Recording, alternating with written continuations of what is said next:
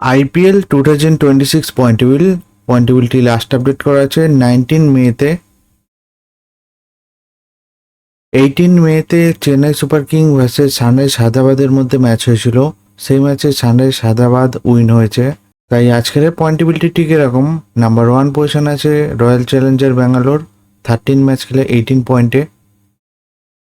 Number 2 আছে Gujarat titans, 13 match খেলে 16 পয়েন্টে। নাম্বার 3তে আছে সানরাইজ হায়দ্রাবাদ, 13 ম্যাচ খেলে 16 পয়েন্টে। নাম্বার 4-এ আছে পাঞ্জাব কিংস, 13 ম্যাচ খেলে 13 পয়েন্টে। নাম্বার 5-এ আছে রাজস্থান রয়্যাল, 12 ম্যাচ খেলে 12 পয়েন্টে। নাম্বার 6-এ আছে চেন্নাই সুপার কিং, 13 ম্যাচ খেলে 12 পয়েন্টে। নাম্বার 7-এ আছে দিল্লি ক্যাপিটাল, 13 ম্যাচ খেলে 12 পয়েন্টে।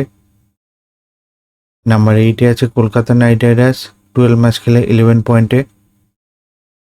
নাম্বার 9-এ আছে মুম্বাই ইন্ডিয়ান্স, 12 ম্যাচ খেলে 8 পয়েন্টে। নাম্বার 10-এ আছে লখনৌ সুপার জায়ান্ট, 12 ম্যাচ খেলে 8 পয়েন্টে। এই আইপিএলের পয়েন্টেবিলিটি লাস্ট আপডেট করা আছে 19 মেতে। ভিডিওটি ভালো থাকলে লাইক কমেন্ট শেয়ার করবেন।